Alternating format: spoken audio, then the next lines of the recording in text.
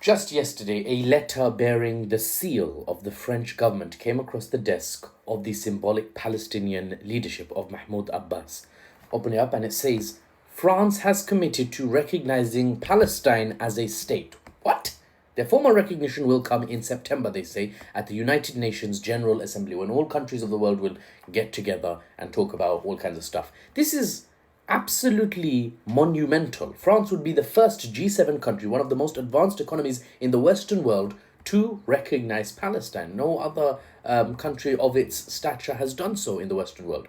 French President Emmanuel Macron said that I stumbled because I tried to say Macron in a French accent. It didn't work. Let's try again. French President Emmanuel Macron said that this is part of France's commitment to a stable and fair Middle East. Okay, that's his statement at least. Now, many people are saying, this is nothing, Muffles. Why are you talking about this even? It's not even important. These are just words from the Western world. Guys, I need you to look at this not emotionally, but analytically, okay? Come on. I know it's hard, but hear me out, right? We'll give the geopolitical analysis as to why this is actually very important and is not just words. And please, before we carry on, bookmark, comment, tell me where you're watching from, heart this post, help me reach more people with the news without the Western spin, guys. I need your help. Now, the state of Israel, what do they have to say? Let's look there first, because if this is a big deal for them, it might be a big deal, period, even if you don't think so. Benjamin Netanyahu was furious. The whole Knesset, which is Israeli parliament, they're reeling from this announcement. Netanyahu called it a reward for terror and said it risks creating another proxy for Iran. Remember, anyone not falling in line with the West and bowing down to the Israeli state, US-backed, accepting that the Israeli state is the regional hegemon, they will control where the Middle East goes, etc., etc.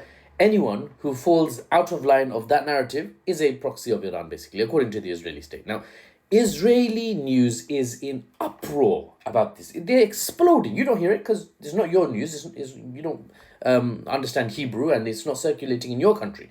But in Israel, it's insane. I-24, Haaretz, all the big outlets, they're going off on a mad one. Times of Israel, insane. A Western G7 nation, how could they betray us? Remember, that for the Israelis, a two-state solution is not what they want at a state level. When I say the Israelis, I'm talking about the state level.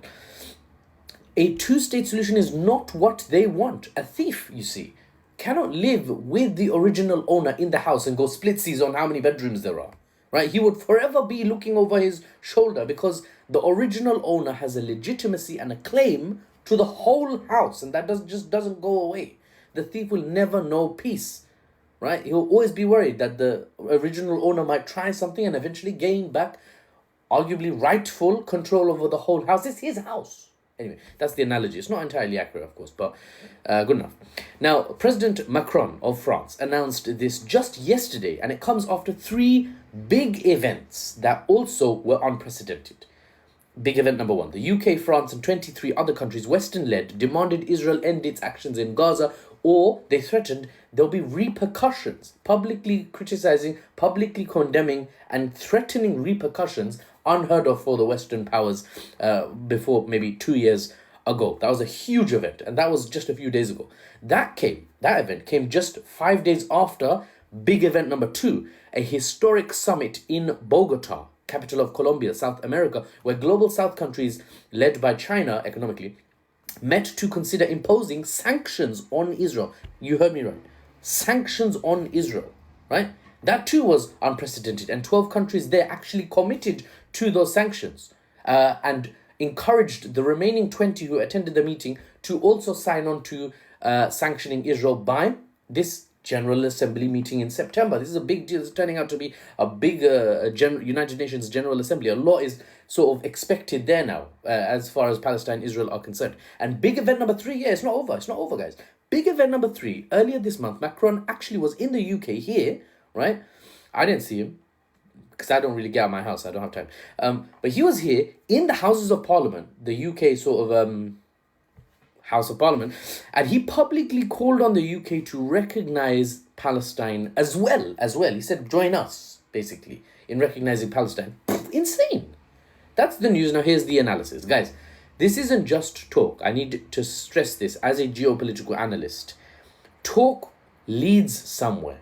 It might be slow, it might be fast, it might lead somewhere that's never actually executed, so you think, oh, all this talk was pointless. No, talk is the first stage. Do you understand how far France and the UK have moved? How far Europe as a whole has moved in the direction of supporting parity, supporting equality, a fair system that, yes, Israel has a right to its own state, but the Palestinians, the natives, also have a right to their own state. Do you know how big a shift that is for countries like France and France and UK? Blind support to Israel, blank checks to do whatever they want, has been replaced by condemnation of war crimes, threats of sanctions, and public distancing from Israeli actions by the Western nations that remain Israel's last supporters. There's a shift in them as well. They're the last bastion, the last holdout, and even they're crumbling in their support. In a world where 75% of countries on earth right now, including Russia, Iran, China, the big global south players, heavyweights, they already recognize Palestine as a state. I would personally say there's 4 last great bastions left of Israeli support, truly unconditional Israeli support. That means that they don't even support a two-state solution unless Israel gives them the green light. And when would the occupier ever give you the green light to give half the territory they claim to the natives? And then they'll remain in fear, shaking all day that, oh, the natives might come for the rest of it now. Never. So there's 4 bastions left that actually support the Israeli claim blindly. In order of importance, you got France, you got Germany, you got UK, you got US. France, right at the bottom now, looks like it's flipping to neutral soon on supporting a two-state solution and actually putting its rhetoric where its policy position is, which is, we support a two-state solution. Okay, fine. Well, then you have to recognize Palestine, don't you?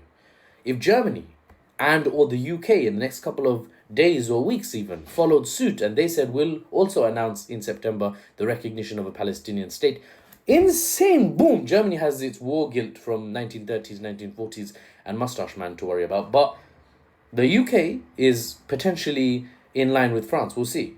This is absolutely unheard of, guys. Unexpected, impossible, I would say, 2 years ago. That would leave, if any of this happens, including just if France declared the Palestinian state recognized by the French Republic in September, even if that was all, this would leave Israel diplomatically crippled. If the other 3 left, that would leave them with only a solitary ally, the US, who also wants to exit the Middle East anyway. Trump first, America first, not Trump first. Trump says America first. They're not interested. Even in the Israel-Iran war, they weren't ready to put boots on the ground, fully commit. They said, I'll do 1 bombing strike and then I'm gone.